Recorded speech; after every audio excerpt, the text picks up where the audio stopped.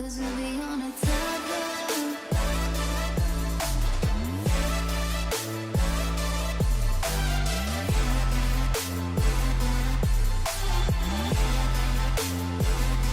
Cause we'll be on a tether. Halo, Mam.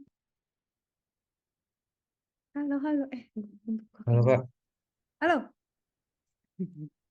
Mulai ya, Mam. Mamam ya tuh udah familiar nggak sih sama Python? enggak, Nggak. Oke, ya udah. Kalau gitu sekarang Kak hari ini kita intro ya, Mam.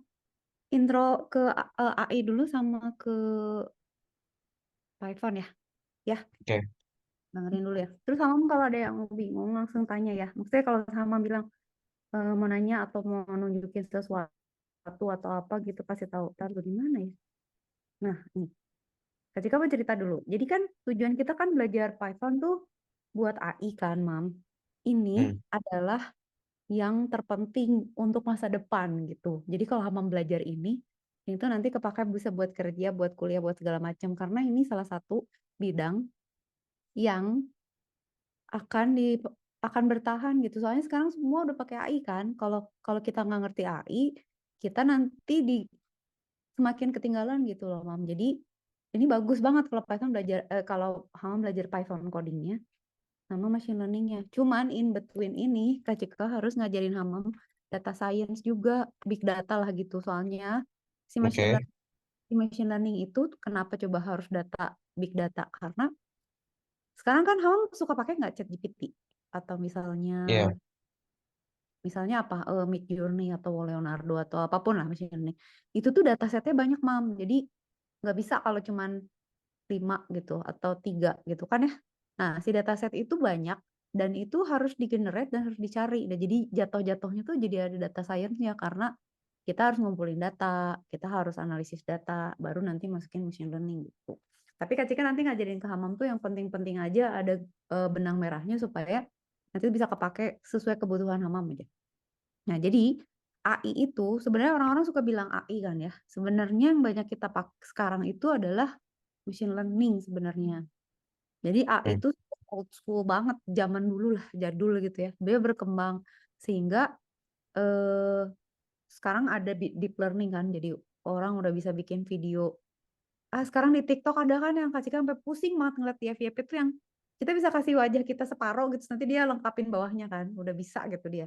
Udah bisa misalnya ada satu gambar, satu wajah aja misalnya gambar siapa gitu, Pak Jokowi atau misalnya Putin gitu. Dari satu gambar aja dia bisa bisa generate ngomongnya apa, asal suaranya ditiru, udah bisa deep learning sejauh itu gitu ya. Nah, zaman dulu tuh AI itu jadul banget. Jadi masih AI itu dulu tuh diajarin per kata gitu. Jadi kayak didikte. Jadi kita bilang, kalau ada syarat gini-gini kamu gini ya, kalau gini-gini kamu gini ya gitu. Jadi kayak micromanagement lah gitu ya. Kalau machine learning tuh kita kasihin terus dia belajar gitu. Kalau deep learning kita kasih bahannya dia belajar sendiri gitu gitu Mam. Jadi sebenarnya kita tuh udah nggak di zaman AI, tapi orang sekarang nyebutnya AI ya. Tapi kalau menurut Kak Cika ini lebih ke machine learning gitu karena AI itu tahun 50-an lah gitu ya, di mana dia bisa sih main catur, dia bisa sih jadi dokter gitu ya, dia bisa jawab pertanyaan, tapi di balik itu tuh coding orangnya banyak gitu. Jadi sebenarnya dia sama sekali nggak pinter, apa ya, banyak campur tangan manusia lah. Nah kalau Ama melihat, sekarang kita ngomongin machine learning. Kalau ngomongin AI itu kita bikin kayak codingnya tuh if else tuh banyak banget. Kayak misalnya kalau gejalanya pusing dan pusing berarti apa? Kalau pusing dan mual gimana? Kalau pusing dan muntah dan mual gimana? Itu satu-satu loh dimasukin dan di coding gitu. Nah, kalau di machine learning sama deep learning ini itu perbedaannya ada lagi nih, Mam. Jadi misalnya Kak Cika nih, kita mau ngajarin dia belajar mobil ya, mobil. Nah, kita kalau di machine learning tuh kita kasih tahu fitur extraction. Maksudnya fitur extraction gimana? Kita kasih nih gambar mobil gitu. Ini mobil ya, ini mobil ya, ini mobil, mobil, mobil, mobil, mobil gitu ya. Terus nanti dia akan belajar nih. Nanti ketika tunjukin gimana caranya dia belajar gitu ya. Maksudnya, kok bisa ya ChatGPT pinter gitu misalnya. tanda kutip gitu ya. Kenapa gitu? Nah, kalau pakai machine learning, ada orang yang akan nge-labelin gitu. Dia akan bilang, ini mobil ya, mobil. Kayak orang tua ke anaknya langsung, itu mobil ya, Dek, itu sepeda ya, itu anjing ya, itu kucing ya, gitu kan ya. Nah, nanti dia tahu tuh, oh ini tuh mobil, yang kayak gini tuh mobil. Kalau nggak kayak gini berarti bukan mobil gitu. Baru bisa mobil sama nggak mobil gitu ya. Kalau deep learning itu nggak ada ini. Nah, makanya deep learning itu, kalau deep learning nggak ada ini. Deep learning itu lebih lebih lama prosesnya dan komputasinya lebih berat, data setnya harus lebih banyak gitu loh, Mam. Jadi nanti kalau saya kita pakai deep learning aja, pikirin dulu gitu. Kadang-kadang overkill gitu deep learning. Nah, hasilnya sama, bahkan mungkin lebih teliti. Nah, deep learning itu kayak kita ada anak kecil nih, sama bapak ibunya dibiarin aja gitu main di sawah gitu. Nanti lama-lama dia belajar sendiri, oh yang terbang tuh itu ada yang terbang, ada yang ngeluarin susu, ada yang ngeluarin telur, ada yang membajak sawah gitu. Kebayang nggak? Jadi kalau deep learning itu dia mencari learningnya sendiri. Nggak diikut campurin sama kita. Pokoknya kita masukin, dia yang melakukan feature extraction gitu. Terus dia classify sendiri. Jadi nanti dia akan belajar, ini tuh polanya kayak gini. Oke, aku tahu dia adalah itu gitu. Jadi, oh itu namanya mobil. Oke lah, itu adalah mobil kalau gitu ya, kalau di label mobil. Itu ceritanya, Mam. Dah, ya. Sekarang kan itu perbedaan antara machine learning dan deep learning. Yang sering dipakai adalah machine learning karena dia nggak seberat deep learning. Jadi kadang-kadang deep learning itu hanya untuk hal-hal tertentu lah, nggak semua kasus di deep learningin gitu. Mostly itu machine learning cukup. Bahkan banyak hal yang nggak harusnya pakai machine learning, kayak misalnya Hama mau ngitung prediksi ya, mau prediksi hujan atau nggak hujan gitu ya misalnya. Pakai statistik aja bisa kok gitu, logistik linear regression aja. Atau mau ngitung persamaan, ada rumusnya gitu. Misalnya rumusnya integral lipat 3 bla bla gitu ya. Nggak usah pakai machine learning, hitung aja gitu. Kenapa harus pakai machine learning? Kadang-kadang orang tuh suka terlalu heboh gitu. Yuk kita machine learningin aja, nggak semua harus di machine learning. Jadi itulah poinnya ya sebenarnya. Tapi mostly sekarang memang machine learning itu dipakai karena ngebantu kita untuk banyak hal gitu ya. Itu oke lah. Dah. Nah, sekarang Kak Cika harus ceritain adalah machine learning itu kan bagian dari artificial intelligence. Di dalamnya ada deep learning. Terus di bawahnya lagi ada neural nets. Nanti Kak Cika ceritain apa sih maksudnya gitu ya. Oh, kenapa dia kayak gitu ya. Nah, kita lihat aja langsung ya. Nah, ceritanya ini nggak usah ya, teori-teorinya nggak usah. Jadi gini, Mam, Kak Cika ringkas. Kenapa sih mesin bisa belajar? Karena dia meniru kita berpikir gitu. Kalau Kak Cika dulu biologinya jelek, Mam, nggak tahu ya. Mam di sekolah pintar nggak biologi? Tapi Kak Cika Enggak ingat pilih lagi. biologi tuh liar pisan, hafalan kan. Tapi kan setidaknya Iya, punya punya sel otak. Sel otak kita berapa, Mam, tahu nggak? 8 juta, nggak 8 tahu. miliar gitu. Ntar cek dulu. How many brain cells does a human has? Nah, kita tuh punya 86 billion tuh berapa sih? Miliar ya? Iya kan? Iya, iya. 86 miliar kan? Hmm. Karena kalau million itu juta kan? Iya. 86 miliar. Nah, ini kan salah satu sel otak kita ya. Kita kan sel otaknya banyak gitu. Kalau cuma satu mungkin protozoa gitu atau apa amuba gitu kan selnya cuma satu gitu per dua. Nah, sel-sel otak kita tuh kan bekerja sama nih, Mam. Jadi mereka saling terkoneksi. Jadi maksudnya setiap sel otak itu dia akan punya dendrit, ada selnya, terus ada akson, terus dia berkoneksi sama sel otak yang lain kan.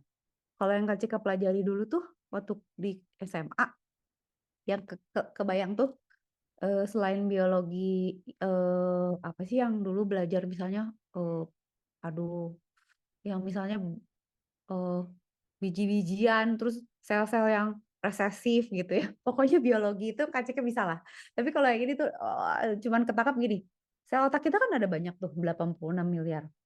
Nah, mereka tuh saling berhubungan gitu, eh Mam. Jadi kalau Hamam lagi belajar matematik sama belajar musik gitu ya, sama misalnya mikirin sesuatu itu yang bekerja tuh geng yang berbeda gitu. Jadi di di dalam otak itu makanya kan kalau orang kena stroke, misalnya dia stroke-nya pendarahan di kanan, bagian kirinya badannya dia kan bisa lumpuh gitu atau gimana. Kalau yang kena sebelah kiri bisa gimana gitu ya. Ada misalnya jadi nggak bisa ngomong atau jadi lupa teori apa memori tertentu gitu ya.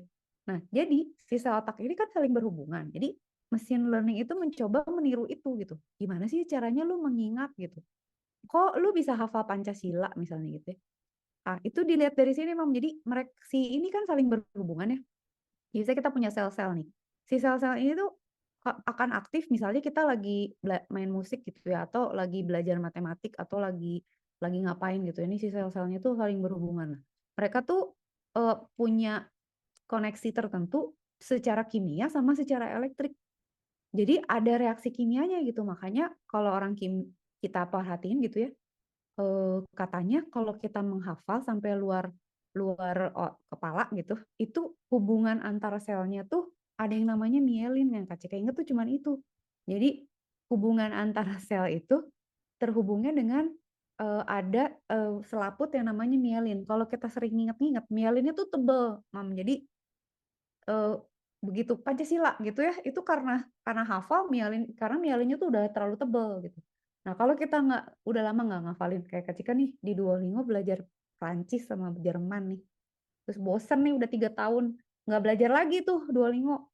Udah hilang gitu. Nah, si mielinnya tuh mulai hilang gitu karena nggak diperkuat karena koneksi antar neuronnya tuh nggak diperbaharui, nggak ada reaksi kimia lagi, nggak ada koneksi elektrik lagi. Jadi mielinnya tuh turun terus kita jadi lupa. Nah, itu yang ditiru sama machine learning sebenarnya. Makanya ngomongnya kan neural nets ya. Neural nets itu adalah hmm, apa namanya hubungan antar sel yang ditiru menjadi eh, representasi di dalam programming, dalam coding atau dalam dalam komputasi lah gitu ya, Mam. Jadi tuh nanti kita kita meniru ini tuh jadi kayak gini, kebayang nggak sih? Ini si otak ini kita tiru jadi kayak gini. Jadi nanti sebenarnya yang dilakukan oleh kita adalah membuat koneksi neuron di mana setiap koneksinya tuh punya bobot. Nah, bobot ini tuh hampir seperti mielin gitu. Jadi untuk setiap hal yang kita pelajari itu kan bobotnya pas geng neuronnya beda kan. Terus mielinnya pun beda, yang terkoneksinya pun beda. Sama ini juga, jadi juga nanti dia akan belajar untuk input tertentu. Kalau kita masukin, saya nih dia lagi belajar apa nih? Belajar mobil misalnya, atau dia belajar suara atau apa gitu ya. Dia masuk terus di analisis di sini, di update bobotnya. Terus nanti ada fungsi yang mengaktifasi untuk pakai matematik gitu, untuk keluarannya bisa tahu, oh ini tuh mobil atau bukan gitu. Tapi intinya adalah seperti koneksi antar neuron gitu ya. Eh, Kira-kira gitu. Jadi nanti ya kamu melihat koneksinya kayak gimana kok bisa gitu sih sebenarnya. Nah, ya itu sebenarnya dia mencoba meniru sel. Nah, kalau Kak Cika tunjukin kayak sekarang, Hamam kalau lihat ya, struktur neural network tuh kayak gini, ada input, ada hidden, ada output. Jadi ini ya si bulat-bulat ini tuh ceritanya sel otak kita gitu. Si sel otak ini saling berhubung. Setiap hubungan punya bobot. Untuk setiap input dan output tertentu, konfigurasi bobotnya beda. Kebayang nggak? Jadi kayak kesebelasan bola gitu ya.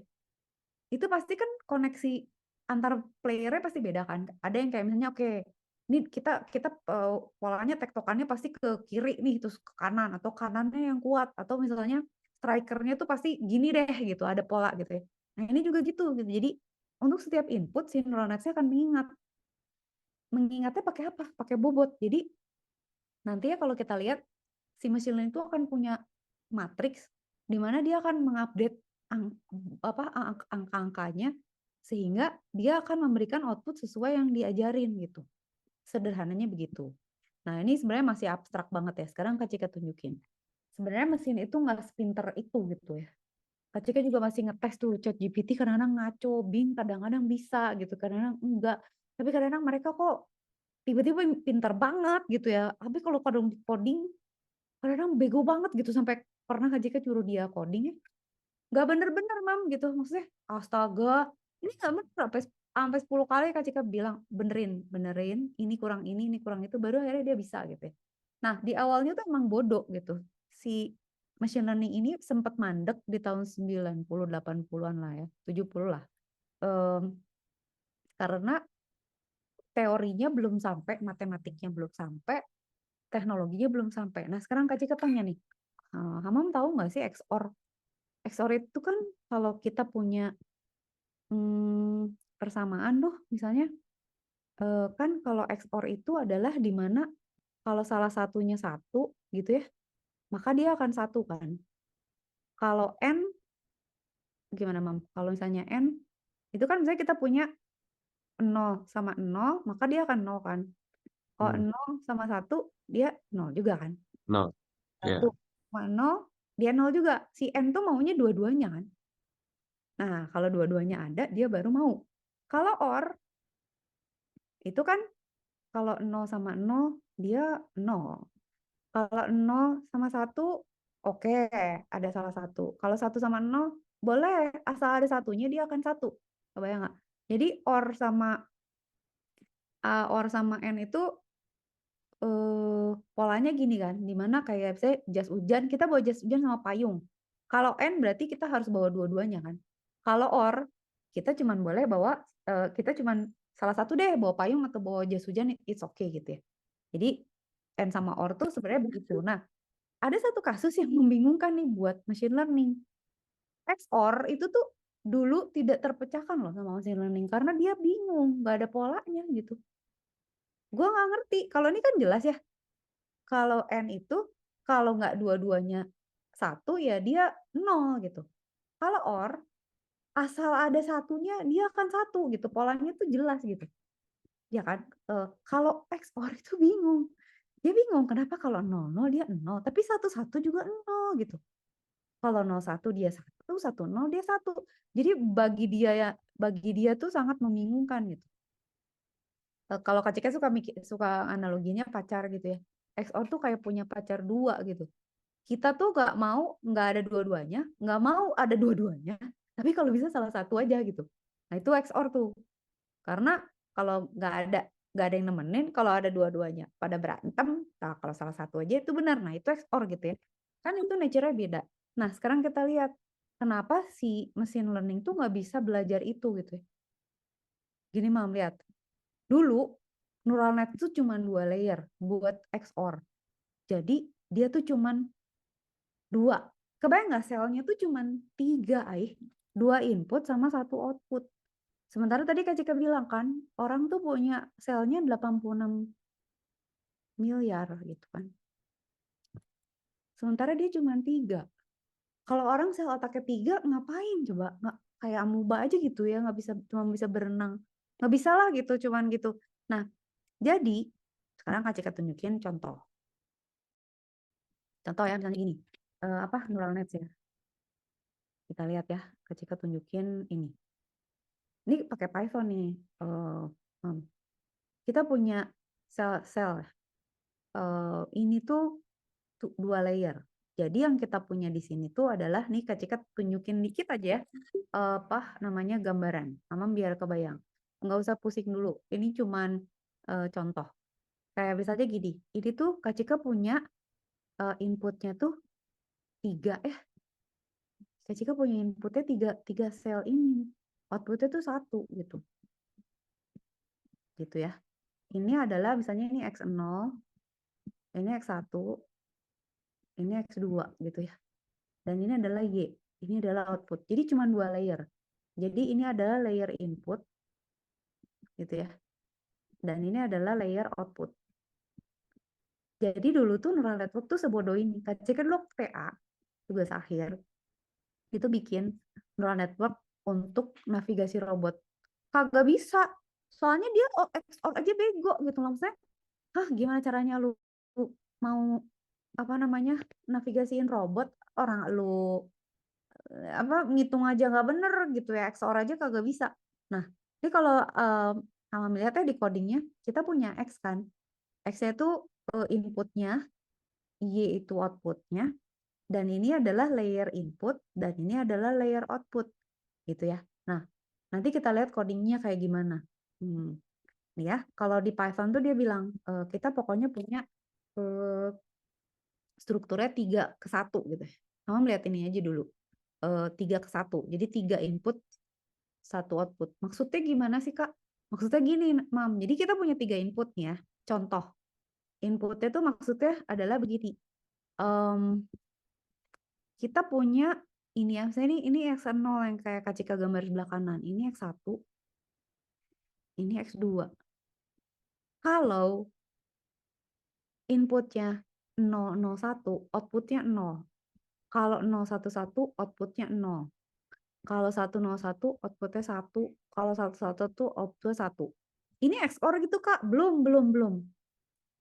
Ini belum XOR, tapi kita ngajarin dia aja.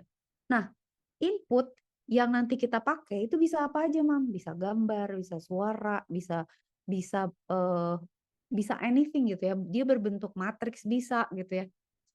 Inputnya tuh bisa apa aja gitu. Nanti kita ajarin, tapi dia akan masuk ke suatu struktur neural net begitu ya. Nah, lihat apakah si strukturnya dia berhasil mempelajari ini. Ternyata pas kita jalanin codingnya berhasil, Mam. Dia tahu pas dikasih angka, misalnya kita kasih input ya.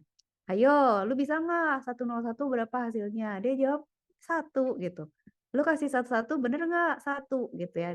Ini 0, dia bisa jawab gitu. Nah, ini kok angkanya kayak gini ya, Mam? Mendekati 1 sama mendekati 0. Iya, karena dia tuh iterasi dari perhitungan gitu. Jadi akan menghitung bobot yang mendekati korelasi antara input sama outputnya. Kalau dia benar dia akan mendekati 1 atau mendekati 0 gitu ya. Jadi sesuai dengan yang diminta. Ini berhasil. Kamu tahu nggak kenapa dia berhasil? Karena ada pola. Jadi kalau Hamam ditanya, bisa nggak sih semua belajar machine learning ya? Tapi kalau ada yang nanya, Mam kamu kan udah belajar AI. AI itu bisa nggak sih belajar semua? Asal ada polanya bisa.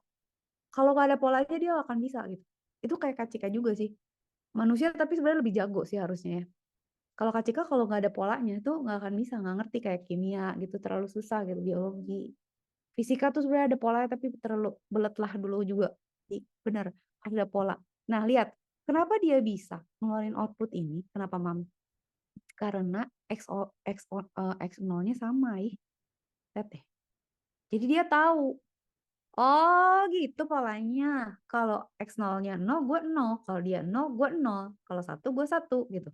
Strukturnya cuman begini kan. Tapi kok dia pinter? Ya inputnya gampang gitu. Selnya cuma 4 tapi kok bisa? Ya karena inputnya gampang. Sekarang kita tes lagi dengan yang susah gitu ya. Oke, kita ganti setnya sekarang. Lihat.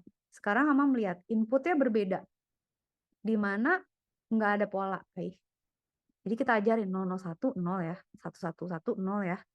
Kita aja kalau suruh ngafalin, kamu bisa nggak? Nggak. Kak Cika sih buat pakai. Oke, kalau 001, 1. Kalau gitu udah gila tuh. Gimana ngafalinnya? Ya kan kalau kita nggak bikin jembatan keledai nggak bisa. Ini si output ini tuh kan nggak ada hubungannya sama ini loh, sama sekali loh. Nggak ada yang sama dia. Nggak ada korelasinya gitu. Lah, tapi Kak, kalau misalnya neural netnya gede-gedein, bisa nggak? Nantinya bisa gitu ya. Tapi untuk dulu, zaman dulu kala, di mana orang masih belum nemuin teorinya gitu ya, kita pakai eh, struktur yang kayak tadi, struktur 3:1 ini tuh sangat lemot, Jadi maksudnya, what do you expect from this gitu ya. Astaga lemot banget, lu cuman 4 sel tuh mau ngapain gitu. Nah, sekarang kamu lihat deh, hasilnya itu sangat sangat sangat mengecewakan gitu. Kamu lihat gak? Semuanya setengah gitu. Jadi, bobot-bobotnya karena dia bingung, itu saling canceling out. Jadi kalau misalnya kita belajar kan, kayak kita deh misalnya belajar deh, diajarin guru, terus gurunya ganti. Kamu suka ngerasa jadi bodoh lagi nggak? Kalau Cika sih suka gitu. Kayak saya udah belajar nih 1 semester, misalnya setengah semester sama guru ini, tiba-tiba ganti guru. Terus jadi canceling out gitu. Jadi, gue jadi bingung mana yang mana. Nah, kayak gitu. Jadi si machine learning itu karena nggak nemu pola, dia jadi bingung gitu. Jadi, nggak tahu. Jadi undecided gitu. Karena dia tidak menemukan polanya. Nah, sama halnya kayak waktu itu Kak Cika pernah belajar bahasa Inggris, udah lulus nih, belajar Inggris udah level 10 nih, gitu ya, di TBI. Terus Kak Cika mau belajar Jerman di Goethe nih, Grundstufe 1 nih. Apa yang terjadi? Ada saat di mana Kak Cika Inggrisnya lupa, Jermannya belum bisa, jadi chaos gitu. Nah, itu tuh kondisi begini nih, kondisi di mana kacau gitu. Nah, machine learning juga ada saat di mana dia kayak gitu, di mana dia overtrain atau datanya nggak cukup atau sel otaknya nggak cukup gitu loh, Mam. Jadi kan ini fail kan berarti. Ayo lu pusing kan nggak bisa ini. Nah, jadi udah ketahuan bahwa oke, dia bodoh. Oke. Sekarang kita tes satu lagi. Kita menggunakan XOR. Inputnya cuma 2 aja dah, nggak usah 3 dah. Inputnya 2 aja. Kita coba misalnya masukin inputnya cuma 2, berarti kan gini doang kan gitu ya. Lebih ocet lagi sih, selnya cuma 3 aja. Ini 3 X0 sama X1 gitu ya. Outputnya Y gitu ya. Ini Y. Dia pusing gitu. Otakku tak sanggup. Ini 2 ke 1 ya. Otakku tak sanggup, dia bilang, gue nggak ngerti. I give up. Gue nggak tahu. Nggak bisa. Dia tidak menemukan jawabannya. Nah, inilah yang menjadi ganjelan. Jadi sempat AI itu mandek. Jadi waktu ke CKTA itu akhirnya nggak jadi neural net.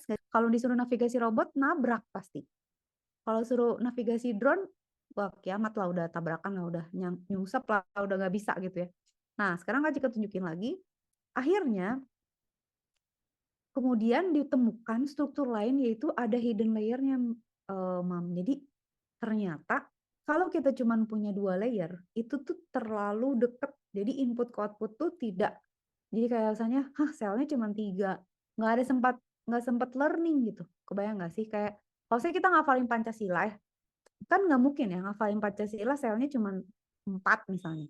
Pasti kan selnya lebih banyak dong untuk mengingat Pancasila kan.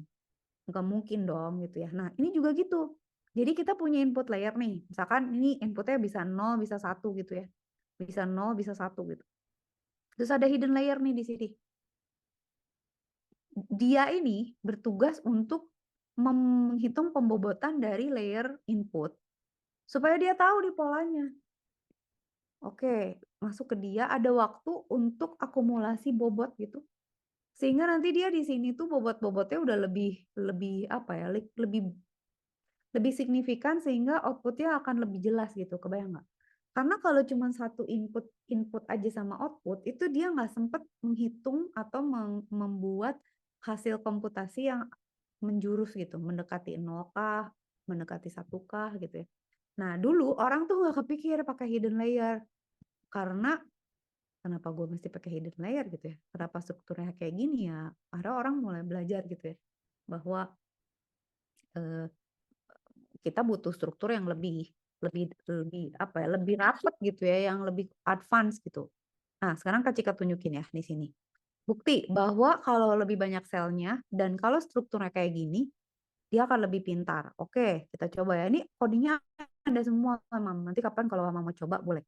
Ini Kak Cika coding karena hmm, pengen tahu bener nggak, berhasil nggak gitu ya.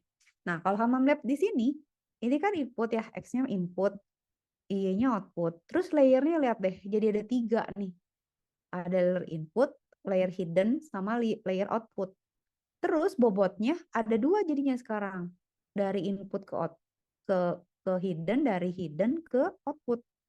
Gitu. Jadi kita sekarang strukturnya tuh kalau kita intip di sini ya, sekarang tuh lebih pintar nih dia. Kayak Kak Cika kalau udah minum kopi ya, itu sel otaknya pada banyak tuh. Cie. Kalau enggak sedikit. Jadi ini kalau kayak gini kebayang nggak? Jadi inputnya itu adalah 3 input. 3 ke 4 kan. Jadi ini input hidden layer-nya adalah 4. Terus 4 ke 1. Jadi output 1. Kebayang nggak? Jadi korelasinya tuh kayak gini gitu. Jadi lebih kompleks. Tahunya gimana kemana gimana Kak? Nanti ya Kak Cika tunjukin. Tapi ini anggap semuanya terkorelasi ya antara satu neuron dengan neuron yang lain.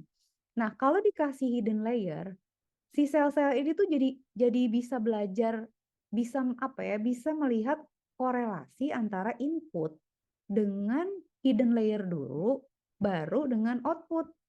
Sehingga dia bisa memprediksi sesuatu lebih atau menghitung sesuatu lebih lebih precise gitu. Sekarang kita kasih soal, kita kasih soal yang tadi dia bingung. Coba lihat, ini kan outputnya begini ya, kagak ada kan di sini polanya. Ini tuh tadi fail loh, di contoh yang pertama. Tapi dengan struktur yang baru, lihatlah bahwa dia bisa lulus dengan flying colors gitu ya. Kok lu sekarang bisa sih? Iya, karena arsitekturnya sekarang lebih advance gitu. Oke, sekarang loh, oke Kak, sekarang kalau misalnya kita pakai ini untuk itu bisa nggak? Untuk apa namanya? eh untuk XOR. Oh bisa dong gitu ya. Sekarang kita kasih XOR nih misalnya. Sekarang inputnya, outputnya ini nih gitu ya. Pokoknya atau ini ya, yang tadi lah pokoknya yang tidak ada pola. Dia bisa gitu ya. Berhasil. Oke. Yang tadi nggak bisa tuh sekarang semuanya bisa lah. Tidak ada keraguan-raguan di dalam memutuskan ya. Coba kalau saja kita lihat sebenarnya ini XOR kan. Karena 0110 di mana kalau kita ini sebenarnya kurang lebih kayak XOR ya. Kalau kita masukin satu kedua juga kayak berhasil sih. Karena dia udah bisa lah. Karena nggak berpola aja dia bisa ya. Kayak saya 001 0, 011 1 gitu dia bisa. Jadi ini membuktikan bahwa kalau kita buat lebih advance, dia akan lebih pintar. Oke, sekarang Kak Cika kasih contoh ke Hamam. Hamam pernah lihat nggak? Pernah sebenarnya ini sebuah contoh yang nggak harus pakai machine learning. Hamam tahu BMI kan? Kalau ngitung bobot badan kan cuman misalnya, oke deh, gue kegendutan atau enggak. Kalau nggak salah tuh, Kak Cika lupa ya gimana ngitung BMI itu. Kalau nggak salah berat badan ideal itu adalah tinggi badan dikurang 110 kalau nggak salah ya. Jadi kalau saya Kak Cika sekarang berat tingginya 150 nih. Berarti Kak Cika harus dikurangi 110, jadi berat idealnya kira-kira 40 kilo gitu. Itu kan rumusnya begitu. Nah, kalau sesuatu yang pakai rumus, sebenarnya teh nggak usah pakai machine learning gitu. Nah, tapi sekarang kamu lihat deh, ada tabel. Tabel ini tuh menunjukkan bahwa kalau rasio berat badan sama tingginya sekian gitu ya, sehingga indeksnya berapa gitu di bawah 18 itu underweight. Kalau 18 sampai 24 itu sehat. 25 sampai 29 overweight. 30 sampai 39 itu udah obesitas, kalau di atas itu udah gembrot menggila lah gitu ya. Ini kan satu tabel ya, Mam. Sebenarnya kalau kita perlu kan bisa look up table. Jadi si coding, misalnya kita punya coding nih, bisa aja dirumusin gitu, ada rasionya gitu ya. Pokoknya kalau rasio antara tinggi dengan ini sekian, berarti lu kalau sekian gendut, kalau sekian apa gitu. Bisakah ini kita jadikan machine learning? Bisa karena ada polanya. Nah, nanti ya, Mam kalau belajar AI atau machine learning, yang memusingkan tuh datasetnya, Mam. Jadi kita tuh mau ngapain sih sebenarnya gitu? Mau ngapain gitu? Kayak sekarang Kak Cika tuh lagi pusing tuh mikirin gimana caranya kita deteksi transaksi mencurigakan. Kayak saya KPK bilang, bukan, Bawaslu bilang, bukan, PPATK bilang ada transaksi mencurigakan ke partai-partai ini selama pemilu. Tapi mereka tuh ngelihatnya sebenarnya dari besarannya gitu. Kok ada transaksi gede-gede banget gitu ya ke sekretaris partai. Misalnya sekian miliar gitu. Tapi sebenarnya kan ada pola gitu ya. Kalau kita mau tahu pola misalnya kalau ada transaksi di bank, ini orang jahat nggak ya? Ngerampok nggak ya? Atau misalnya nipu nggak? Misalnya dia nyuci uang nggak? Atau misalnya dia transfer untuk nyogok atau misalnya nipu misalnya agen umroh gitu ya. Dia dapat transferan banyak tuh dari jemaah gitu. Padahal dia nipu gitu. Ketahuan nggak ya gitu. Kalau ada polanya itu bisa pakai machine learning. Cuman Kak Cika tuh pusing datanya mesti kayak gimana, polanya kayak gimana. Nah, kalau berat badan, kalau ini gitu ya, ada berapa level? Underweight, healthy, sama overweight, sama obese, sama extremely obese kan. Itu yang kita masukin datanya kan cuma berat badan sama tinggi badan kan. Nah, cara ngajarinnya itu kalau Kak Cika train. Jadi ini codingnya pakai Python nih, Mam. Jadi ini Kak Cika train. Jadi oke, gue punya tabel nih. Sekarang gue nggak mau lihat tabel gitu.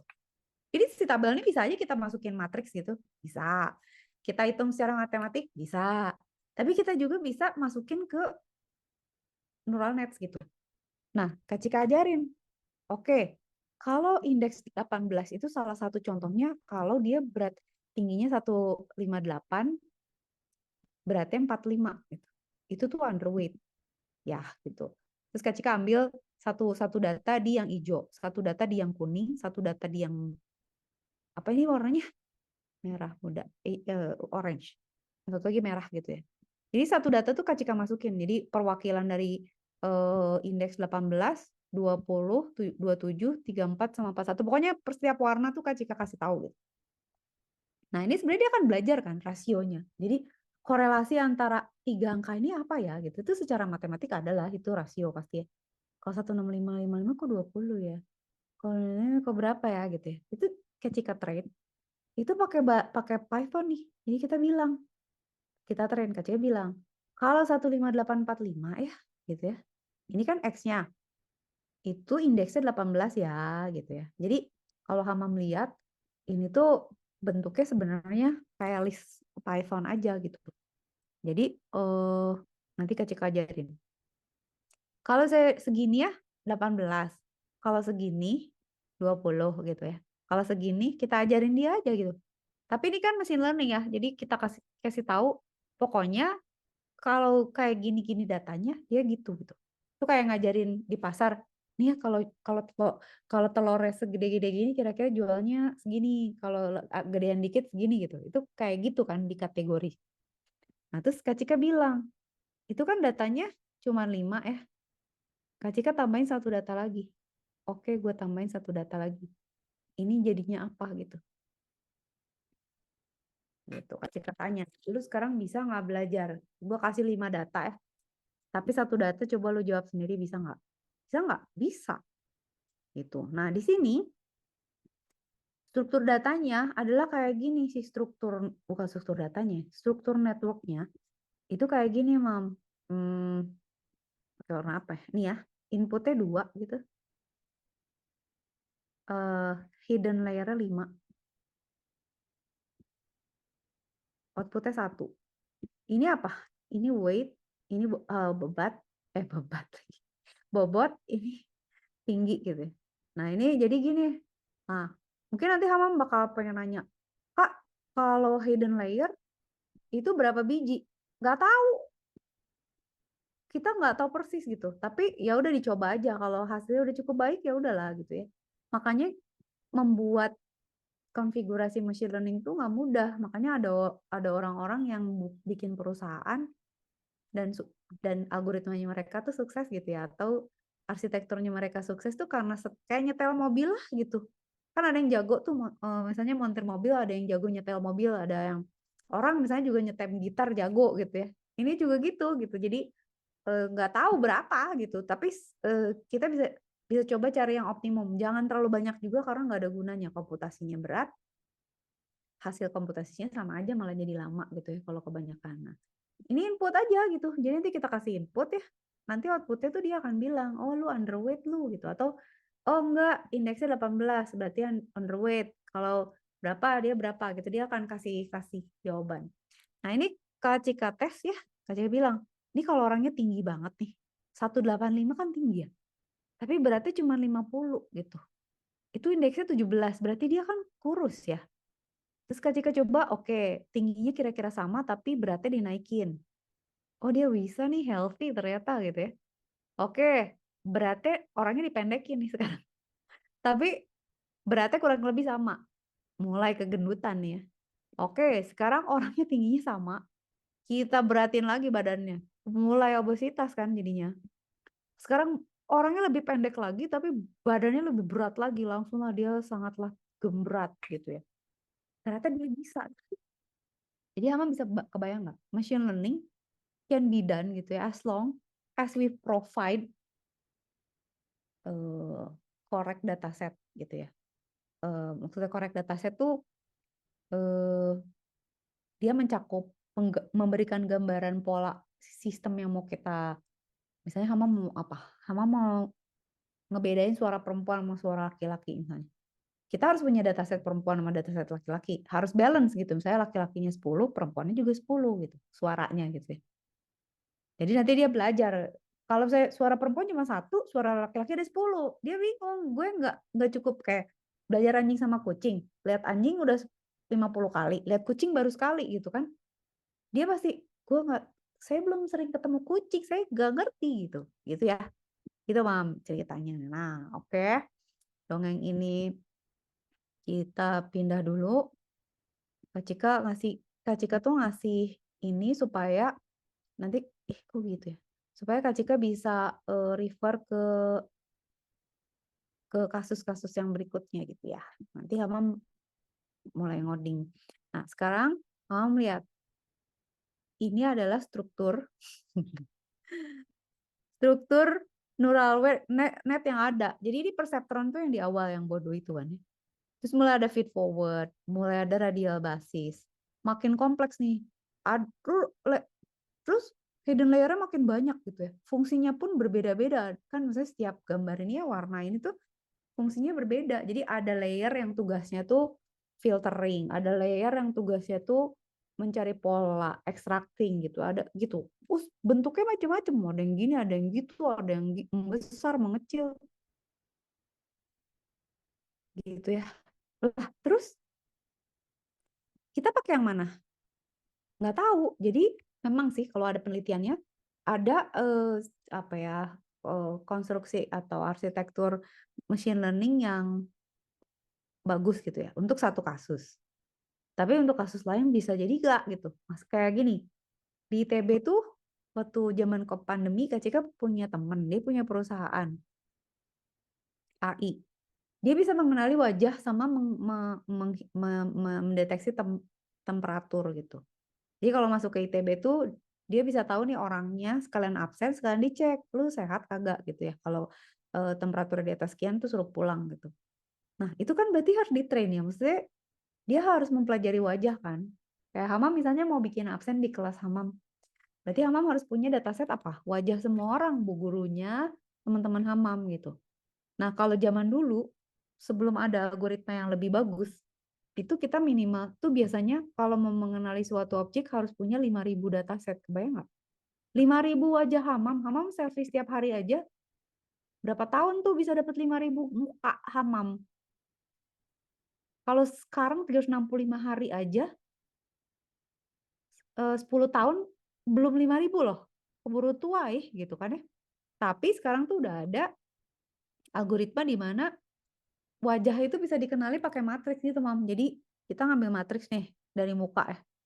Kita kan sebenarnya punya fitur wajah yang berbeda. Bisa dilihat misalnya dari jarak mata, jarak hidung, rasio hidung dan jarak mulut ke hidung dan lain sebagainya. Nah, itulah yang jadiin pengenalan. Jadi nanti kalau saya Hamam nih masuk ke ITB gitu ya, dilihat tuh bukan mengenali objeknya gitu, tapi melihat fitur wajahnya gitu.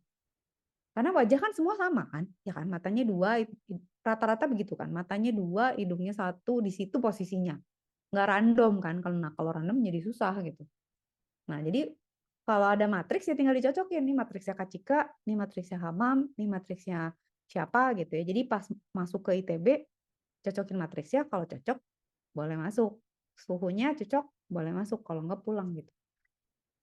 Nanti Kak Cika cerita tentang dataset lagi ya. Nah, gitu. Nah, kalau kita mau lihat lebih susah lagi, sebenarnya tuh prosesnya, panjang. Ada input nih, misalnya kita punya gambar mobil.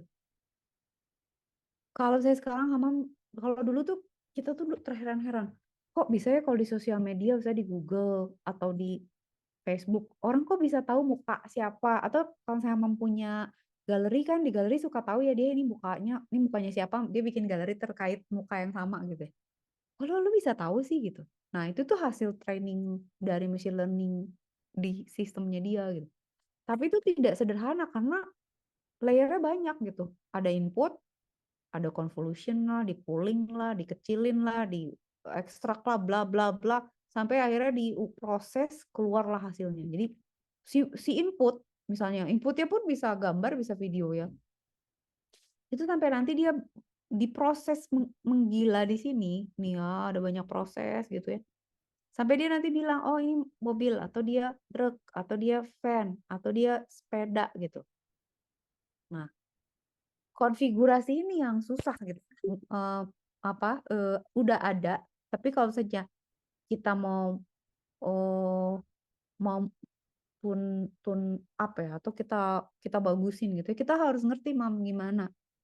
Jadi kayak kalau saya, aduh mobil gue kok ini ya, apa namanya, boros ya gitu, pengen setel gitu ke bengkel. Nah, montirnya tuh tahu kan berarti, oh nih kenapa, mungkin bahan bakarnya, mungkin pengapiannya, businya lah, apanya gitu, dia tahu apa yang harus disetel. Nah, kita juga belajar itu, jadi supaya tahu strukturnya.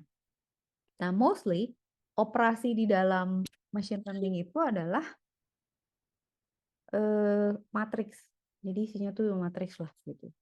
Di dalamnya tuh akhirnya angka-angka, pola-pola dan matriks. Nah, kalau Hama melihat ya, kayak misalnya gini nih, ada orang nih, gambar orang naik kuda gitu ya.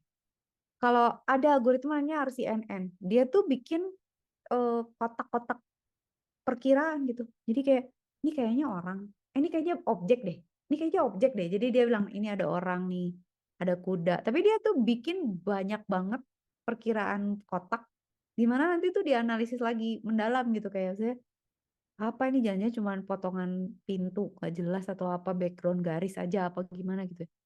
Tapi banyak gitu yang pemrosesan yang sangat rumit yang dilakukan oleh machine learning gitu ya. Makanya kalau misalnya nanti kita ngoding, Kak kita pakai ini aja kalau nggak Replit pakai Google Colab aja, karena kalau coding lagi. Kalau codingnya di laptop kita itu komputasinya berat. Kalau kita pakai Google Colab atau pakai Replit, kita bisa pinjem GPU-nya dia. GPU kan lebih cepat tuh daripada apa namanya, kalau misalnya kita pakai resource kita sendiri itu. Oke, ya ini macam-macam ya. Ada macam-macam tuh, tapi selalu kan kalau Hama melihat training time-nya sekian banyak gitu. 84 jam, 25 jam. Mengerikan lah ya gitu ya. Tapi sekarang kalau Hama melihat misalnya nih, Kak Cika tunjukin ya. Salah satunya. Ini tuh riset yang udah lama gitu. Kak Cika tunjukin Discord ya. Discord-nya tunggu. Mama pakai Midjourney nggak? Kak Cika sempat ngoprekin Midjourney. Jadi Midjourney itu kan ini ya, apa namanya? Dia tuh bisa generate muka. Ya bisa dia bisa nge-generate gambar kan, pakai machine learning kan. Udah lah, machine learning tuh kenapa sekarang kok bisa bikin gambar gitu ya? Itu bertahun-tahun prosesnya, dikasih dataset yang sangat banyak, melalui iterasi yang sangat banyak, sehingga akhirnya dia bisa sepandai ini gitu. Nah, kalau Mama lihat ya, aduh kok nggak pada loading ya. Hasil-hasil dari AI kan sekarang sangat hebat ya, kayak misalnya kita kasih keyword deh, terus dia bisa bikin kayak gini gitu. Kok dia bisa sih gitu? Saya kita bilang misalnya keywordnya misalnya promptingnya misalnya oke, dreamy castle above in front of moonlight or something. Kok dia bisa bikin gini gitu? Karena kita train gitu. Trainnya tuh berbentuk gambar. Jadi kita ngajarin sama dia. Oke, ini gambar ini ya, ini gambar pemandangan ya, ini gambar pedesaan, ini gambar gunung, ini gambar bulan. Itu nanti dia menginterpretasi itu. Nah, sebenarnya machine learning itu di belakangnya itu adalah statistik. Jadi dia mempelajari, dari yang dia pelajari itu kayak gini, Mam suka nggak misalnya pada satu titik ya bisa memprediksi sesuatu, kayak misalnya gini, bentar lagi mama marah nih gitu ya, atau bentar lagi papa pulang nih gitu. Itu tuh statistik. Kok bisa ya? Karena pengalaman gitu. Misalnya ada beberapa kejadian kalau kayak gini sih mama pasti marah gitu. Itu tuh statistik dan machine learning tuh gitu. Jadi kalau ada kejadian-kejadian yang berhubungan misalnya udah pulang sekolah telat, rapot jelek, main game. Nah, itu pasti digamuk tuh pasti. Nggak beresin kamar, pasti dimarahin kan. Ini juga gitu. Jadi si machine learning itu ngeliat pola. Dia akan mempelajari saya pixel nih. Kita bilang ya, coba lu bikin gambar apalah istana tapi backgroundnya awan sama bulan. Nah, dia tuh akan belajar tuh untuk konteks. Dia akan cari konteks bulan, konteks castle, konteks awan, konteks apa gitu ya, sama dia dilihat. Nah, dari situ dia perhatiin untuk setiap pixel probability-nya berapa dia muncul untuk label ini gitu. Bayang nggak, Mam? Jadi nanti ya si kemunculan pixel tuh dihitung terus gitu kayak saya dari pixel yang ada kalau konteksnya adalah bulan, the next pixel harusnya warna apa gitu. Nah, trainingnya tuh nggak sehari 2 hari ya. Ini tuh kan disponsorin sama banyak gitu kayak ChatGPT sama Bing itu kan Microsoft tuh kalau nggak salah, Kak Cika lupa ya, Microsoft tuh nanam sahamnya nggak tahu di Bing dong berarti ya. Jadi mereka saingan gitu karena trainingnya udah lama. Jadi kalau Hamam lihat ya, kalau misalnya di Google foto aja, Hamam kalau nyari di Google foto, kalau Kak Cika kan suka nge-backup ya, misalnya Kak Cika nyari misalnya yellow yellow yellow dress gitu atau food gitu ya. Kok si Google bisa sih tahu ini gambar food karena dia menggunakan data kita yang kita diupload ke Google untuk training. Jadi dia nge-train mesin gitu. Kan kalau misalnya Hamam nih mau misalnya, Kak bisa nggak ya Hamam mendeteksi suatu benda yang nggak ada datasetnya. Misalnya apa? Misalnya yang belum ada, misalnya apa ya? Misalnya apa, Mam? Burung Garuda lah. Burung Garuda tuh nggak ada kan sebenarnya. Nah, datasetnya nyari dari mana? Misalnya, oke Kak, kita nyari aja misalnya secara dari buku-buku kuno tuh kira-kira burung Garuda kayak apa. Itu kan problem ya, nyari dataset tuh susah loh. Misalnya, atau misalnya cari, kalau sekarang sih udah banyak ya, atau bisa cari, misalnya ada mobil yang bentuknya beda lah sekarang mobil listrik yang belum belum dikenali gitu ya. Itu kan harus kalau mau dimasukin sistem kita harus masukin dataset, Mam. Minimal 5.000 itu sekitar segitulah ya, tergantung algoritmanya. Nah, Google dan yang lain-lain tuh udah ngambilin dataset dari lama dan mereka udah ngetrain dari lama, makanya sekarang tinggal pada pinter-pinternya. Nah, sekarang orang yang punya data dan punya resource itu yang menang karena dia punya data, dia punya mesin learning, dia bisa punya computation power, dia bisa predik. Dia bisa cari duit pakai ChatGPT atau pakai Midjourney, Leonardo dan lain sebagainya. Bisa jualan resource dan lain sebagainya gitu ya. Gitu, Mam. Nah, algoritmanya macam-macam ya. Nanti ketika kita lihat lah mungkin ada yang pakai YOLO lah apa dan lain sebagainya. Jadi intinya machine learning tuh kayak gitu kira-kira. Jadi coding-codingnya tuh nanti Hamam harus belajar banyak lah. Tapi sekarang Kak Cika ngajarin dulu ini ya, ngajarin dulu apa Python intronya dulu ya. Nah, sekarang Kak Cika mau Hamam buka Colab ya, Google Colab. Terus share screen supaya Kak Cika bisa nyontohin ke Hamam. Eh, nanti supaya Hamam juga bisa belajar lagi nanti next next ininya kita bisa bisa apa? Bisa lihat dari catatan yang ini. Jadi Hamam buka terus share screen coba. Google Colab ya. Terus bikin apa namanya IPYNB baru. Coba terus share screen. Kalau udah siap share screen kasih tahu ya. Kak Cika sambil ngoceh ya, Mam. Jadi gini, kenapa Kak Cika kita pakai Google Colab? Satu, biar nggak berat, karena komputasinya kalau Hamam lihat ya tar dulu di mana ya?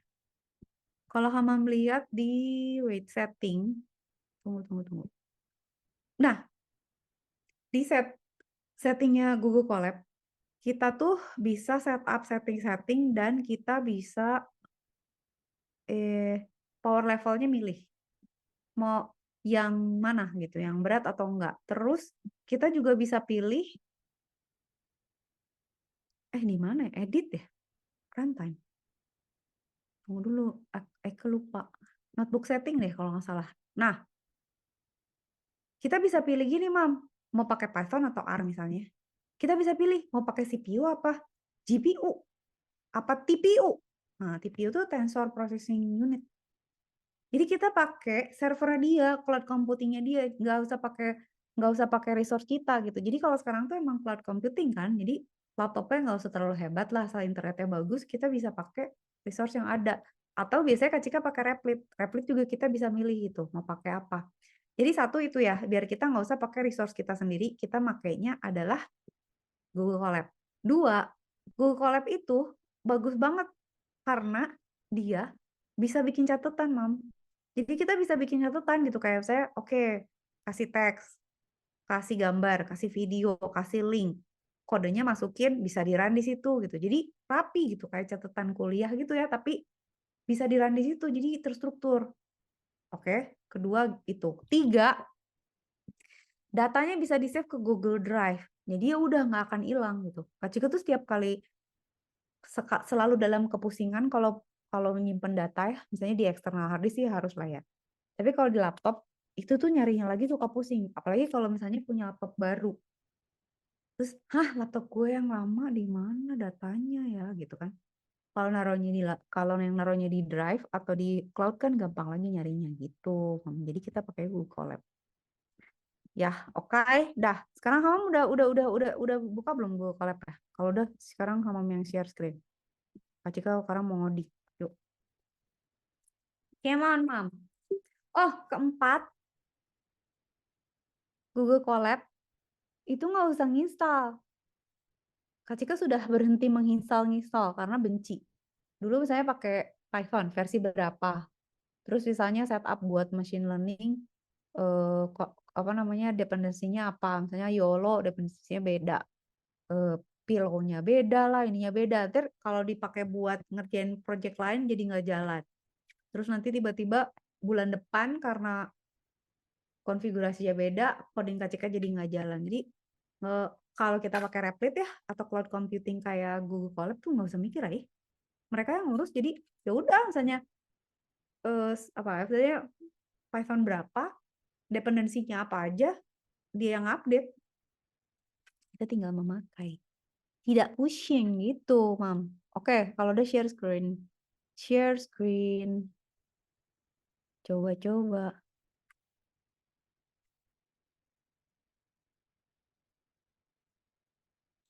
Mana?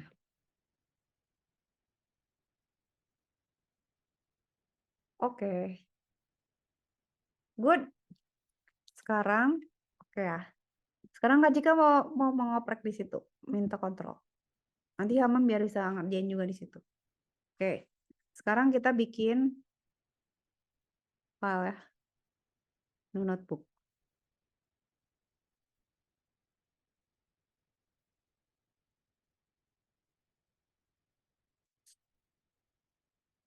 Nanti Hamam Kak Jika pasti PR ya.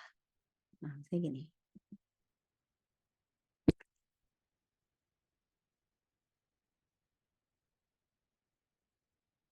Oke. Sekarang Kak Cika mau ngajarin Hamam prinsip-prinsip. Lihat deh. Lihat ya. Dia kan di sebelah kanan liatin. Dia kasih release note loh. Kayak misalnya, Pak, dia ngupgrade nih. Ini tuh kalau kita sendiri, kita tuh harus ngupdate sendiri, Mam. Kalau dia update tuh dia bilang, oke, gue udah ngupdate ya, TensorFlow-nya lah, Torch-nya lah, apanya. Udah enak lah, pokoknya tinggal nggak usah mikir lah. Jadi, udah, sekarang kita belajar yang penting aja. Kak Cika bikinin teks ya sekarang. Ini biar Hama bisa nyatet. Sekarang Kak Cika mau ngajarin prinsip-prinsip coding. Hari ini ya, mudah-mudahan selesai ya. Apa namanya? Kok italic sih? Ya, Kak Cika kasih dulu. Satu, prinsip programming di Python ya. Yang pertama adalah sequence. Jadi kalau Hama belajar coding sequence, jadi urutan. Kayak misalnya, nah di sini tuh enak. eh Mam, kalau kita ngoding di Google Colab, itu kita tinggal gini ya, ketik kodenya, kita play, hasilnya tuh nanti muncul di sini. Tunggu, kalau pertama kali ngerun dia suka lamain, sabar.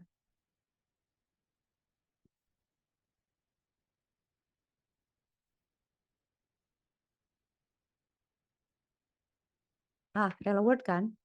Nah, sekarang katakan misalnya Kak Cika mau apa namanya?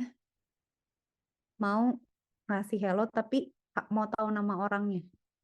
Saya si usernya suruh input dulu baru kita hello.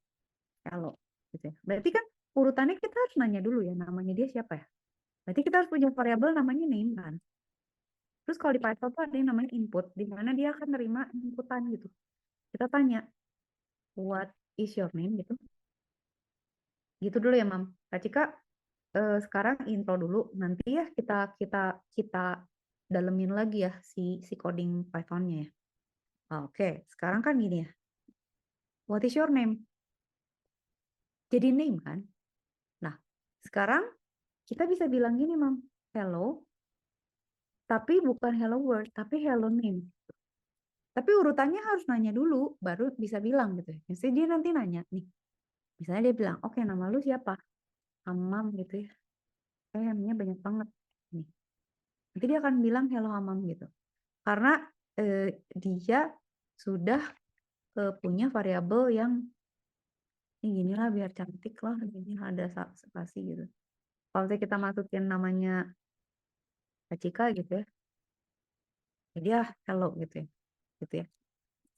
Nah itu sequence. Oke. Jadi prinsip programming itu sebenarnya cuma 4, Mam. Sequence, conditional, sama looping. Satu lagi adalah function. Nah, hari ini kita belajar mana dulu selesainya sampai mana. Oke, sampai sini udah oke kan?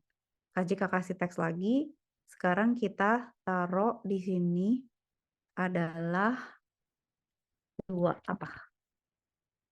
If dulu apa looping dulu? Looping deh. Looping.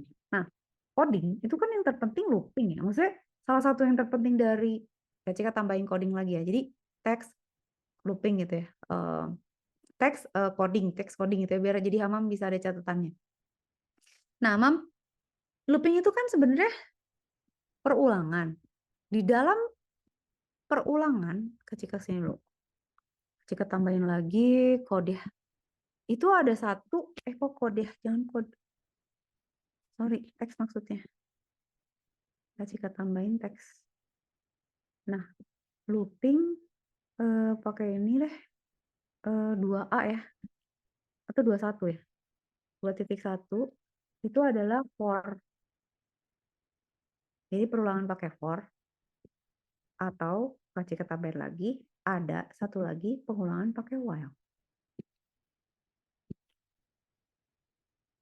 Bedanya apa, Pak? Ingat gak? While. Nah, kalau di Python, kita pakai for tuh kayak gini, Mam. For i in range. Kalau Kak Cika bilang kayak gini, dia suruh ngeprint hello. Dia akan ngeprint hello 10 kali. Berarti Mam lihat kan polanya. In range, itu kalau 10 berarti 10 kali kan. Kalau 100 kali gitu. Oke. Nah, sebenarnya Kak Cika juga bisa ganti ya. Misalnya Kak Cika mau ngeprint nih bilangan dari 1 sampai 10. Dan sini barulah kelihatan batas-batas ya. Kak Cika ngeprint I-nya. Karena ini kan I ya. Kita run ya. Kamu lihat gak? Dia ngeprintnya 0 sampai 9. Kok gitu sih Kak? Iya, karena kalau di for atau di looping dalam bahasa apapun, mau pakai C, mau pakai Java, mau C++ gitu ya.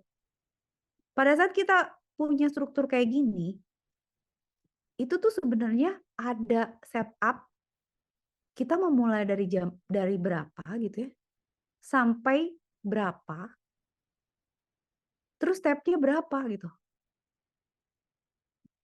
kebayang nggak Mam? Jadi misalnya kalau kayak gini, kalau kita bilang in range 10 itu defaultnya adalah mulainya dari 0 selesainya sampai sebelum 10 lebih kecil dari 10 stepnya tuh 1 defaultnya, jadi dia naik 1 plus 1 gitu defaultnya, kebayang nggak Mam? Jadi sebenarnya Ini tuh sama aja sama kalau Kak Cika bilang gini, lu mulai dari 0 ya, sampai sebelum 10, stepnya 1 gitu. Itu sama dengan gini. Tuh, sama. Nah, Kak, gimana Kak kalau misalnya mau mulai dari 1? Ya udah bilang, mulai dari 1. Tapi N-nya jangan 10, karena kan lebih kecil dari 10. 10-nya mesti ikut kan? Berarti dari 11 gitu. Kita run berarti dia mulai dari 1 sampai 10. Atau misalnya ya udah eh, ini nggak usah nggak apa-apa gitu ya. Karena defaultnya emang 1 gitu. Gini aja boleh sih 1 sampai 11 gitu ya. Gitu, Mam. Bayang? Nah, sekarang Kak Jika mau nunjukin lagi. Kalau misalnya Kak Jika mau balik gimana? Ngeprintnya terbalik gimana, Mam? Berarti kan harus kita balik ya urutannya. Gimana sih? Oh ini. Berarti kan harus kita balik. Misalnya Kak Cika mau ya, mulai dari 10 sampai sebelum 0, berarti min 1 kan. Tapi stepnya jadi harus mundur kan, jadi min 1 kan. Benar nggak? Itu nanti dia akan ngeprint dari 10 sampai 0. Karena lebih lebih sebelum minus 1 gitu, Mam. Oke, jadi gitu aja. Looping tuh di Python for itu cuman gitu aja, urusannya tuh cuman batas aja. Jadi kalau mau dari besar ke kecil gitu ya, kita bilangnya minus 1 gitu ya. Terus stepnya juga minus gitu. Gitu mundur. Kak, tapi lihat ada 0. Oh, oke, berarti ini dari 0 ya. Oh, kalau itu berarti masuk ya nolnya. Oke, berarti oke, kalau kecil kalau n itu tar. Oh, ini lebih kecil dari 10 ya. Wah, ini kalau kalau ujian ini susah juga ya. Anotet ya, coba ini Kak Cika benerin dulu. Berarti ini bener nih. Kalau misalnya kita bilang 0, itu berarti lebih besar sama dengan loh. Kalau N ini ya, kalau dia naik lebih kecil. Tapi kalau kalau turun lebih kecil, lebih besar sama dengan 0. Oke. Oh, enggak, Deng. Bener, Deng. 10, 0. Begitu, Mam. Jadi ya, intinya gitu ya. Jadi selalu, kok kapus sih ini? Wait ya, kasih terus dulu.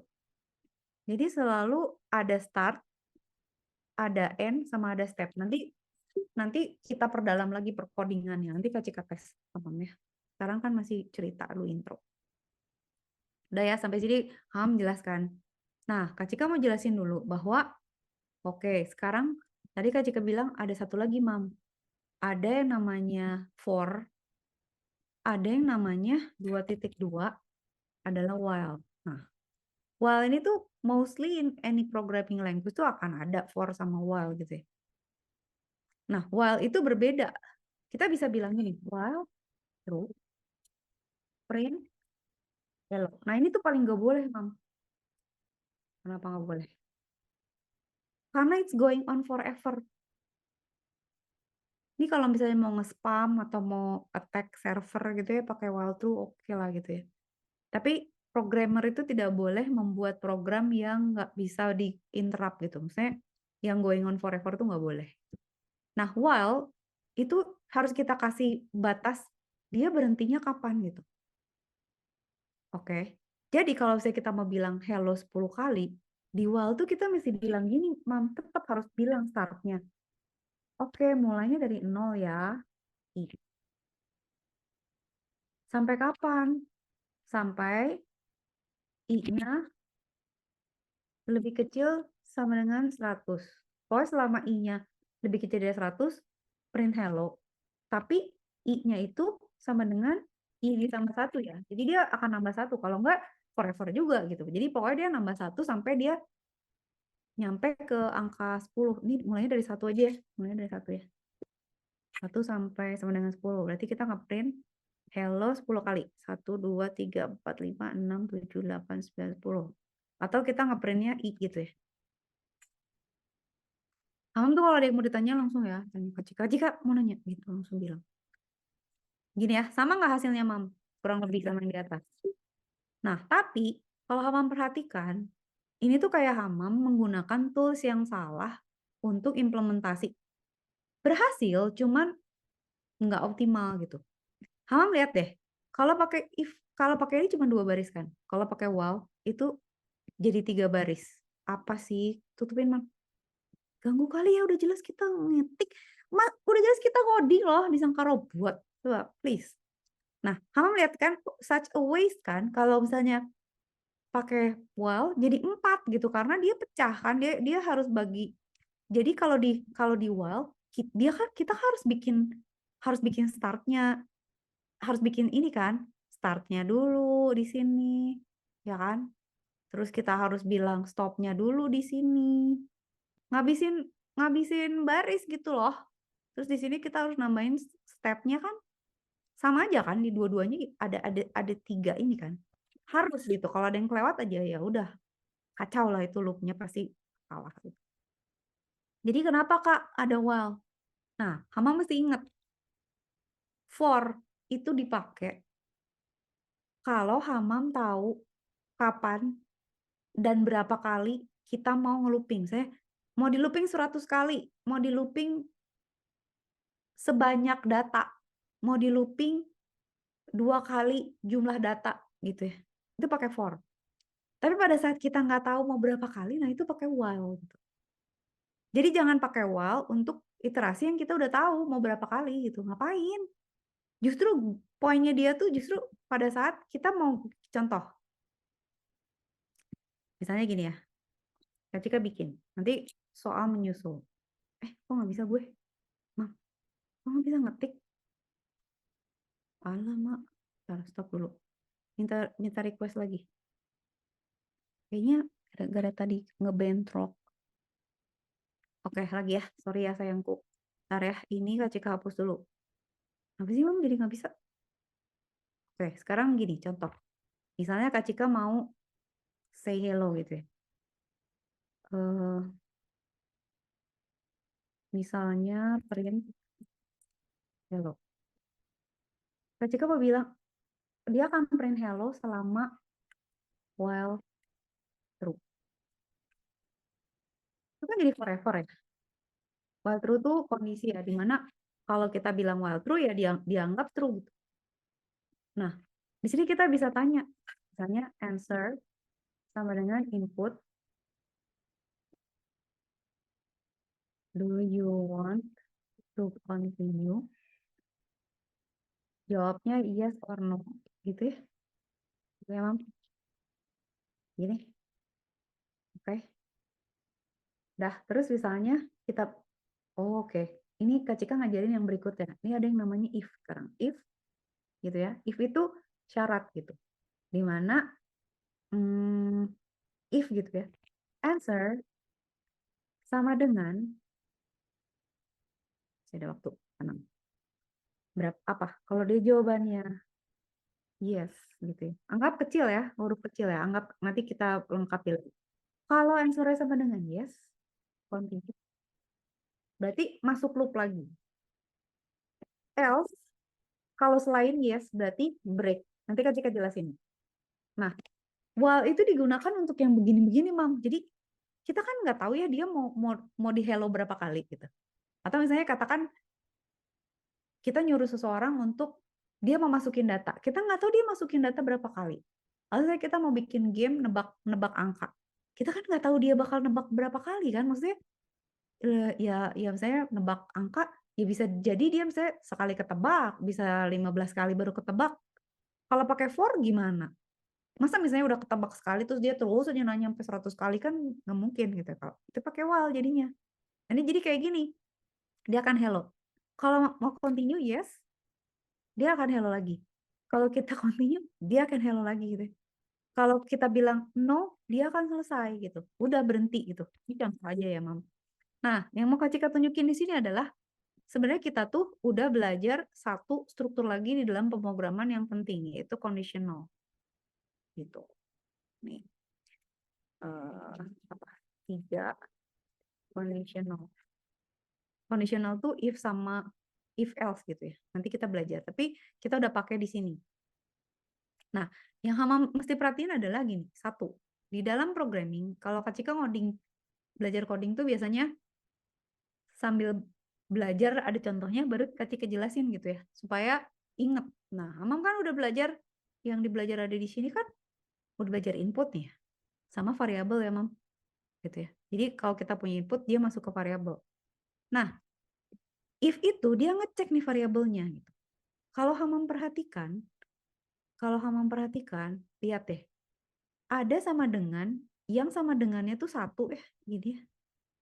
Ada yang sama dengannya dua kan, Mam. Ini tuh fatal banget gitu. Jadi harus Hamam inget. Sama dengan satu itu adalah assignment. Jadi maksudnya kita memberikan nilai ke suatu variabel. Jadi misalnya name sama dengan Hamam, age sama dengan 17 misalnya. Weight sama dengan berapa? Itu tuh assignment ya. Maksudnya assignment, kita mengassign suatu nilai ke dalam suatu variabel. Tapi kalau sama dengannya dua, itu tuh comparison. Jadi perbandingan gitu. Kak Cika pernah punya kakak kelas tuh waktu lagi kuliah ya. Tahu nggak? Terus dia tuh kita sama-sama bikin navigasi robot. Codingnya dia nggak jalan nih. Sebulan loh. Dia punya coding udah bener tapi nggak jalan. If-nya tuh nggak jalan. Kayak bego gitu sebulan. Dia sampai nggak report ya, sampai nggak ke kampus untuk report bimbingan gara-gara codingnya dia nggak jalan. Tahu apa yang terjadi? Hamam tahu nggak kalau di coding itu ada yang istilahnya apa namanya kita bisa ngomong gitu sama bebek rubber duck apa ya istilahnya rubber duck programmer atau apa. Jadi biasanya programmer tuh punya kayak bebek-bebekan di mana nanti dia nanya ke bebek itu, kok coding gue nggak jalan ya gitu. Terus nanti biasanya dapat jawabannya gitu. Nah, sebenarnya programmer itu kalau udah ngoding tuh suka siwer gitu. Kalau dia nanya sama programmer lain tuh, programmer lain tuh bisa lihat gitu. Lu kurang ininya gitu. Nah, si kakak kelas Kak Cika tuh ya ngasih if gini, tapi sama dengannya satu. Jadi dia misalnya bilang nih, si robot ini kalau gini harus belok. Dia nggak belok. Kenapa? Sama dengannya kurang satu. Dan dia jadi nggak lulus sebulan terlambat gara-gara itu. Jadi dia baru ke kampus tuh. Kenapa sih nggak jalan? Yaudah, kata kita dan teman-teman yang lain. Mana gue lihat, terus kita ngeliat, nah kan lu nggak sama dengannya kurang. Dia di rumah utek keprek sebulan nggak ketemu, dia rubah-rubah strukturnya gitu loh, Mam. Jadi ini tuh Kak Cika selalu bilang ke mahasiswa, siapapun yang Kak Cika ajarin. Sama dengan yang dilihat gitu ya. Kak Cika juga sering salah gitu. Nah, di sini kan dia ngecek ya. Kalau answernya sama dengan Y. Kalau dia menjawab yes. Nah, Hamam belajar lagi satu lagi nih. Di dalam looping, itu ya kalau di while biasanya, itu ada yang namanya continue. Continue itu berarti masuk lagi ke dalam looping ini gitu. While lagi. Sama ada yang namanya break. Break itu udah lu selesai gitu. Jadi saya naik komedi putar gitu ya. Kalau continue tuh muter lagi. Tapi kalau break turun gitu. Dah gue nggak mau turun lagi, gue nggak muter lagi gitu. Atau misalnya naik wheel biang lala gitu ya. Pokoknya kalau break turun, selesai gitu. Ya Mam, kebayang nggak? Gitu. Jadi strukturnya gitu. Nah sekarang kita ngomongin if nih. Conditional. If itu adalah yang tadi Kak Cika udah tunjukin ya. Jadi if itu dia akan mengecek suatu nilai. Jadi kita bilang if age lebih kecil dari, nanti kita detailin next pertemuannya. Saja kita bilang misalnya kalau umurnya lebih besar dari 17 gitu. Apa? Then you are allowed to drive. Kalau umurnya lebih besar. Ini bisa di-run nggak, Mam? Nggak bisa, dia nggak tahu umur kan. Kita harus nanya dulu umurnya berapa. Kita tanya, input, how old are you?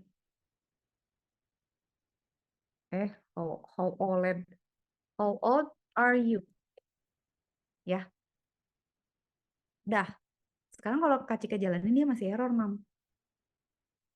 Kak Cika bilang, saya 19. Harusnya boleh nyetir kan, tapi di sini dia ngamuk. Kenapa?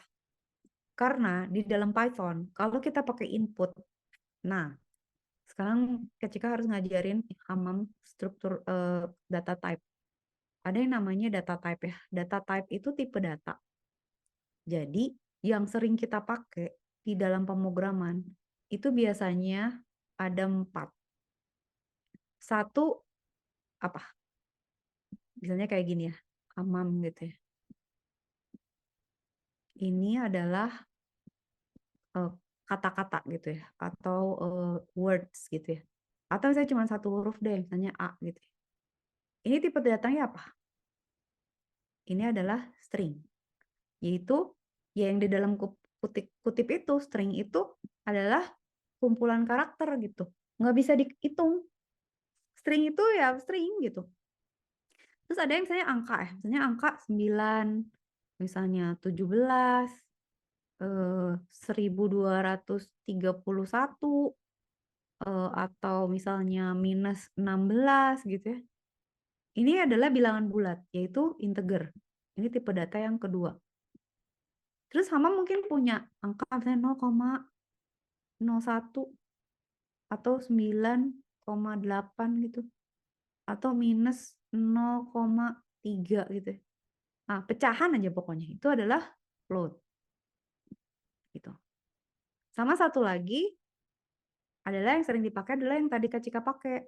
True sama false.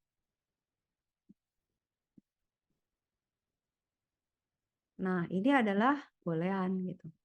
Ini adalah tipe data yang kita akan sering pakai di bahasa apapun. Nah, problem yang terjadi di dalam coding kita barusan adalah dia ngamuk karena defaultnya kalau kita pakai Python pakai input, dia tuh defaultnya string gitu. Nah, kan dia marah karena apa? Karena string tiba-tiba dikasih operasi matematik gitu. Gimana caranya kita ngebandingin tipe data karakter dibandingin sama bilangan gitu. Jadi si compilernya ngamuk gitu, nggak bisa gitu. Kamu tipe datanya salah. Nah, Hamam tahu kan kalau main film tuh ada cast-nya gitu. Misalnya Batman, cast-nya siapa gitu, pemainnya siapa. Cast itu adalah apa ya istilahnya mengganti. Jadi kayak saya casting nih, gue casting buat jadi dokter gitu atau jadi ibu-ibu gitu ya. Itu cast kan. Di dalam pemrograman juga ada yang namanya cast. Jadi kita tuh bisa maksa ya si H ini untuk jadi integer gitu. Jadi kan dia sebenarnya kalau input dia jadi string kan. Kita bisa cast dia menjadi integer. Jadi di programming itu ada yang namanya casting. Casting itu merubah tipe data. Nah, casting di dalam bahasa Python tuh gampang banget. Tinggal gini aja, Mam. Kita tambahin aja di sini ya. Ini kan input nih. Ntar Kak Cika hapus ya si coretannya. Tapi Kak Cika mau nunjukin dulu. Ini Kak Cika integer gini aja, Mam. Kak Cika kurukin aja. Gitu. Gua rubah ya. Gua casting. Inputnya dari string menjadi integer. Terus kita run. Apakah error? Kita masukin. Saya Kak Cika umurnya 19 gitu kan. Tuh kan, you are allowed to drive. Jadi ini nggak salah kan gitu. Kenapa? Karena tipe datanya udah benar sekarang gitu. Oke, clear? Nah, nanti next coding Kak Cika kasih contoh-contoh lagi sama kita belajar function.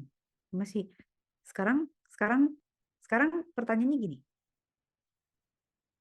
Kalau saya Kak Cika masukin umurnya 5 tahun gimana? Kok nggak jawab sih? Iya, Mam. Kita nggak bikin else-nya kan? Nah, di if itu kadang-kadang kita tuh harus memikirkan segala kemungkinan gitu. Kalau misalnya dia nggak 17, kita bilang dong, you are not allowed to drive, gitu kan. Lu nggak boleh nyetir lu kalau nggak di atas 17 tahun gitu. Saya Kak Ciko bilang 5 tahun, ya nggak boleh nyetir gitu. Oke? Nah, apakah ini sudah benar? Tentu tidak gitu.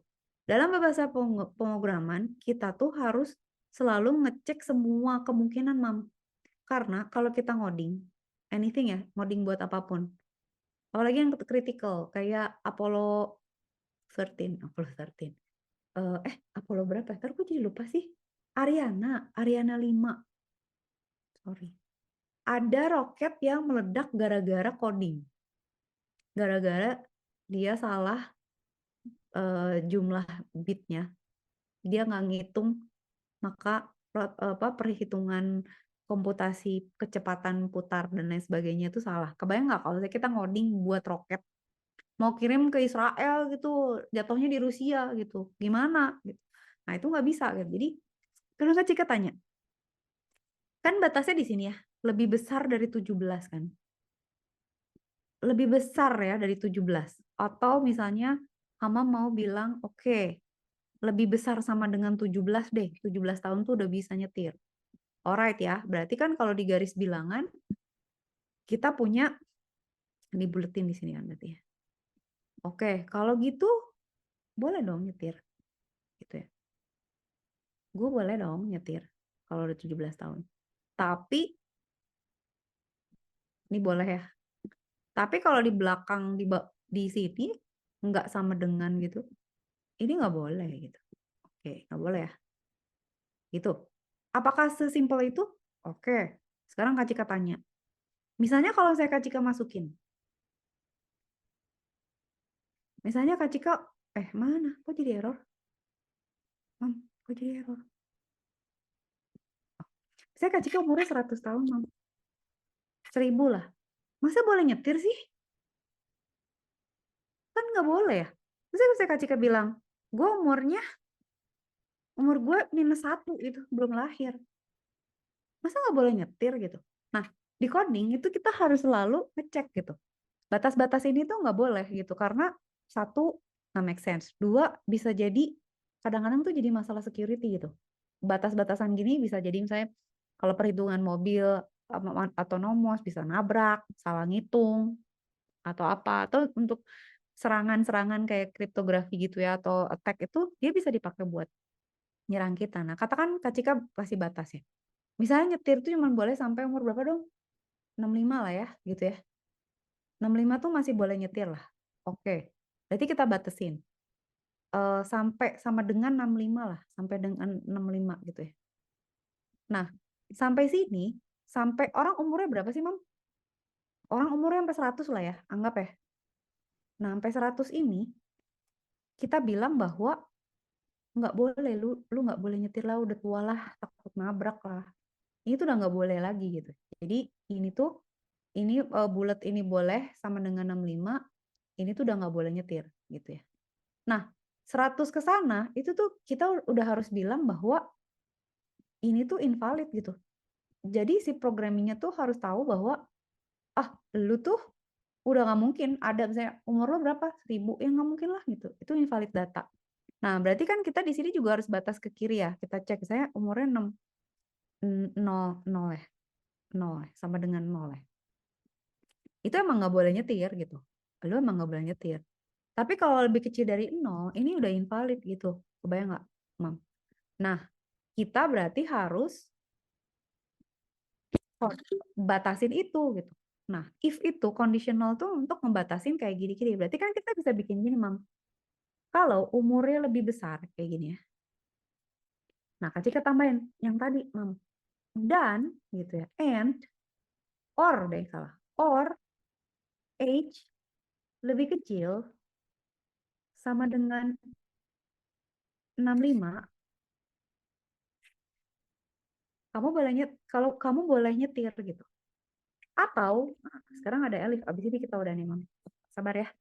Sedikit aja, offside sedikit. If age lebih besar dari 100, oh sorry, lebih besar dari 65,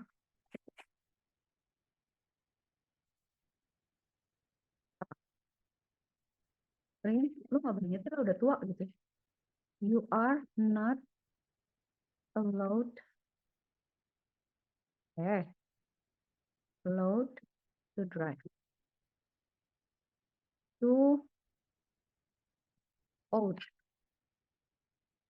Tapi kalau lebih muda gimana? Nah, Elif, age lebih kecil dari 17, Oh enggak, ini aja. Di sini aja. Sini aja, Mam. If age lebih kecil dari 17 or ya udah nggak usah pakai too old lah ya biar simple. Nggak boleh gitu ya. Udah, terus apa Mam yang kurang? Nah, sisanya kan tinggal else ya. Maksudnya kita udah bilang nih, yang if yang pertama itu kan range-nya yang hijau ini kan. Kita udah bilang nih yang ini tuh adalah ini kan, ini tuh boleh ya nyetir ya gitu ya. Nah, ini tuh disebutkan di sini ya. Nah, yang nggak boleh nyetir itu lebih besar dari 65 dan lebih kecil dari 17 gitu. Sampai 0 gitu ya. Else-nya berarti you are not allowed to drive gitu. Sisanya tuh yang else ini, yang ini. Nah, ini else nih. Gitu, ini else-nya nih. Ini else-nya. Taruh tapi Kak Cika salah nggak ya, Mam ya? Cek ya, nolnya. Kita tes dulu ya. Oke. Oke, sekarang kita run ya. Kita tes. Kalau 17, dia boleh nyetir kan? Oke. Kalau 65, dia juga masih boleh. Oke. Kalau kalau misalnya 77 udah nggak boleh. Sorry. Kalau 77, apa sih? Oh ini kepencet tadi. Ya 77. Sabar, Mam. Tes dulu. 77 boleh nggak? 77 kok allowed sih? Harusnya nggak boleh dong. Taruh. Kalau you are not allowed. Lebih besar dari 65. Oh, oke. Kak Cika salah. Jadi harus bikin dari sini ke sini. Nah, gini. Kalau H lebih kecil dari 17 and H lebih besar dari 0, you are not allowed to drive, too young. Nggak bisa gitu, Mam. Harus kita batasin lagi. Berarti di sini kita kasih elif H lebih besar dari 65 and H lebih kecil dari 100. Print, you are not allowed to drive too old. Gitu, sisanya baru bener nggak ya? Coba ya, tes. Sekarang, oh ini. Oke. Soalnya di ujungnya tuh harus ada itu ya. How old are you? Misalnya 55. Masih boleh harusnya. Oke, sekarang saya 77 udah nggak boleh harusnya. Kok gini sih? Ini tuh salah lagi. 77 tuh, ini yang lain tuh salah. You are not allowed to. Oh, dia lebih besar dari 17. Lebih kecil dari 17.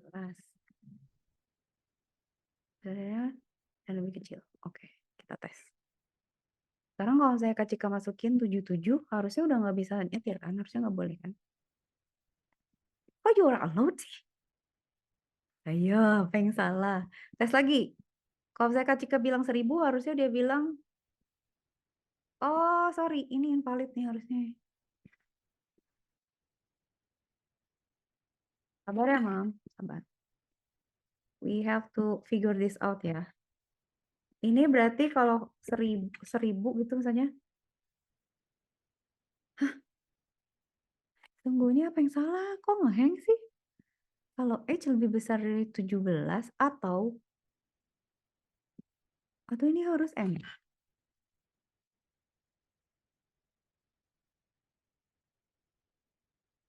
77.